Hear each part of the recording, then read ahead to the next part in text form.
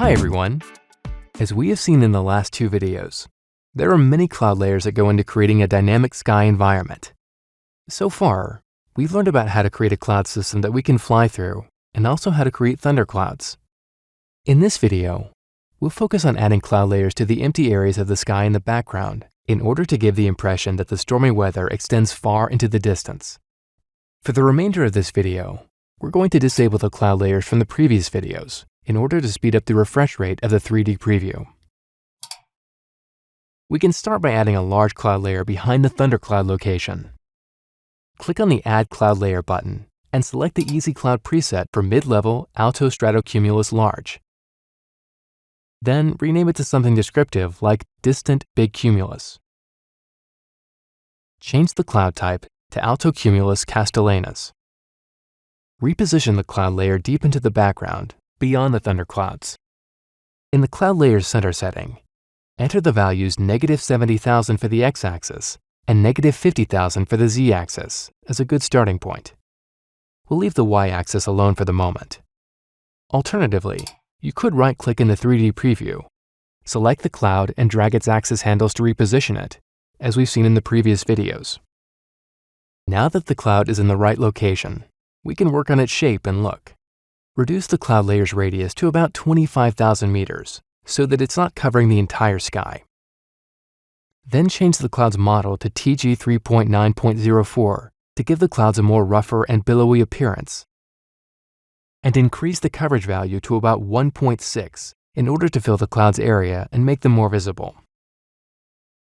Now make the cloud layer taller by increasing the cloud depth value to 20,000. Then lower the cloud base altitude to 0 so that they appear to sit on the horizon. We can increase the overall cloud density value to 0.2 in order to make them more opaque. Because this cloud is so large in world space, it will need to have more than the default setting of 10 million voxels in order to generate detailed shading for the final render. However, if faster rendering is required as in this video, we'll need to reduce the millions of voxels value under the Optimization tab. Reducing the number of voxels can make the shading look too soft and unrealistic for dense clouds, so it helps if we turn off multiple scattering. We can disable multiple scattering by setting the PARMC value to 0 under the Lighting tab. For such dense, distant clouds, this still looks good. Here's a render of our cloud layer so far. Next, we'll add a thin layer of clouds between the distant big cumulus cloud layer and the thundercloud system. Having multiple cloud layers at different depths and altitudes will help create parallax between the cloud layers as we move through the shot. Add the Easy Cloud preset named Mid-Level Alto Stratocumulus Large to the project, and rename it to something descriptive like Distant Stratus. Reposition this layer as well to around the coordinates of -70,000 on the x-axis and -50,000 on the z-axis. Set the cloud base altitude value to around 3,100 meters so that it's just above the height of our camera and aircraft. And then reduce the cloud's layer radius to 50,000 meters. Increase the coverage value to 1.0, which will make the clouds more visible and increase the amount of clouds within the radius. Then reduce the cloud density value to 0.01 to allow the sunlight to penetrate through the increased cloud cover, which will make them brighter in appearance. Reduce the variation value to 0, because this cloud is meant to be pretty flat and evenly undulated. Finally, reduce the millions of voxels to around 1, as these clouds are small and far enough in the distance. Here's a render of our cloud layers so far. We'll add one more cloud layer to fill in the area of the sky between the camera and the distant stratus cloud layer.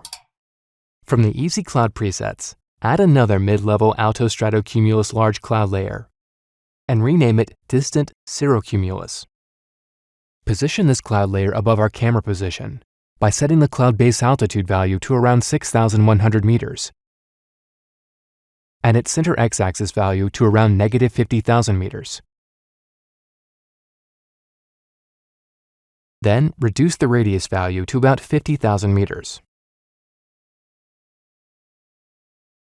For the look of this cloud layer, We'll increase the coverage value just a bit to 0.63 to give us a few more clouds.